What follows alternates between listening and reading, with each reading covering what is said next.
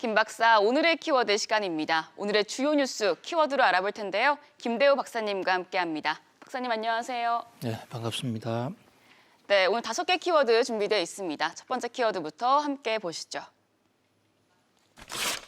첫 키워드는 통 큰 부양책입니다. 트럼프 대통령이 경기 부양책을 두고 오락가락 행보를 보이고 있습니다. 협상을 중단하겠다더니 또 일부 지원을 하겠다라고 말을 바꿨고 이번은 아예 기존 제시안보다 규모를 더 키워서 통 크게 가겠다 이렇게 발표를 했어요. 지난 주말 뉴욕 증시가 상당히 큰 폭의 상승세를 보였습니다. 예. 뉴욕 증시가 오른 데 대해서 이 뉴욕 증시 애널리스트들의 한결같은 분석은 트럼프 대통령의 경기 부양책인데요. 트럼프 대통령이 미국의 경기를 부양하기 위해서, 그러니까 코로나19로 인해서 침체된 미국의 분위기 일신, 또 거기 피해자 많은 국민들에게 자금 지원을 하는 이런 용도로 무려 1조 8천억 원의 경기 부양책을 제시했습니다. 예.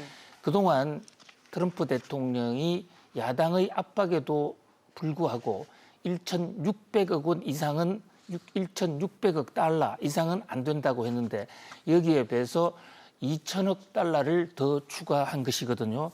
1조 8천억이라는 돈은 우리 돈으로 약 한 2천조 정도에 해당하는 규모예요. 네. 우리나라 예산이 1년에 500조가 조금 넘어가니까 우리나라 예산의 4배 정도 이상을 코로나19 경기 부양 대책으로 내놓겠다라는 상당히 파격적인 제안인데요.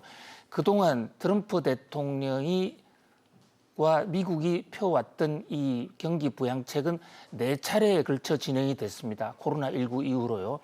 그런데 4차례를 다 합한 것보다 이번 트럼프 대통령이 제안한 5번째 부양책 1조 8천억 원이 더 많습니다. 예. 왜 이렇게 확대 지원 정책을 제안한 걸까요? 이제 대통령 선거가 눈앞으로 다가오지 않았습니까? 예. 그런 면에서 이제 국민들의 환심도 사야 되겠다. 또 민주당과의 교착돼 있는 이 협상에 물꼬를 트야 되겠다라는 이런 트럼프 대통령의 강박관념이 작용하지 않았느냐 하는 게 분석인데요. 지금 민주당이 제안해 놓고 있는 바는 2조 2천억 달러예요.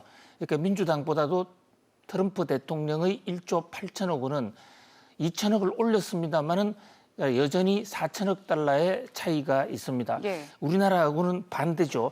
우리나라는 정부는 코로나 경기 부양책을 훨씬 더 큰 폭으로 제시하는데 말해서 야당이 그 규모를 줄이자 한 게 그동안의 행태였는데 미국은 정부는 줄이자고 하는데 야당은 늘리고자 하는 정반대 양상인데 아마도 이것은 우리나라는 진보 계열의 민주당 집권을 하고 있고 미국은 보수 계열인 공화당이 집권하고 있는 정책적 어떤 그 정강의 차이에서 오는 게 아닌가 싶습니다. 네, 박사님 그런데 이 부양책 통과될 가능성이 있을까요?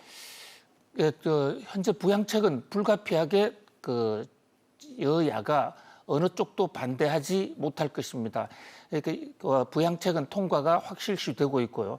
그러다 보니까 뉴욕 증시에도 주가가 크게 오르는 요인으로 작용을 했는데 문제는 요즘 뉴욕 증시에서 나오고 있는 비관론은 대선 전에 되느냐 안 되느냐. 미국 대통령 선거가 11월 3일입니다.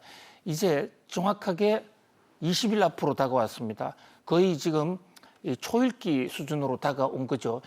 대통령 선거를 앞두고 되느냐, 그 후에 되느냐, 선거를 서로 선거 이전에 되지 못한다 하더라도 그 차이가 20일밖에 되지 않습니다. 그러니까 대선 앞에는 여러 가지 국회 프로세싱 절차까지 생각했을 때 다음 달 11월 3일까지는 통과될 가능성이 상당히 희박하다라고 볼 수가 있습니다만은 대통령 선거가 끝나면 누가 되든지 간에 이 부양책은 대대적인 부양책이 나올 수 있을 것 같고요.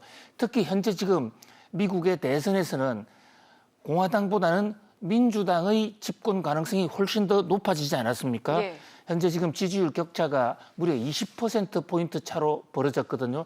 그렇다면 민주당이 주장하는 대로 부양책 규모는 훨씬 더 커질 가능성이 있다.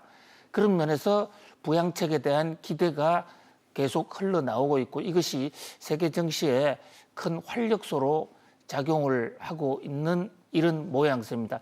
특히 지금 미국 뉴욕 증시에서는 그동안에는 민주당이 당선이 되면 이 세금을 올릴 테니까 주가의 하락 요인이다 이렇게 주장을 해왔는데 최근에 골드만삭스 등 투자은행들이 민주당도 대대적인 경기 부양책을 펼 것이다 하면서 그 반대 입장, 그러니까 민주당 집권 이후에도 증시가 올라갈 수 있다 이런 전망을 내놓았죠. 네. 이것이 또 뉴욕 증시의 새로운 변화의 패턴이 되고 있습니다. 네, 미국의 경기 부양책에 대해 짚어봤습니다. 이어서 두 번째 키워드 보겠습니다.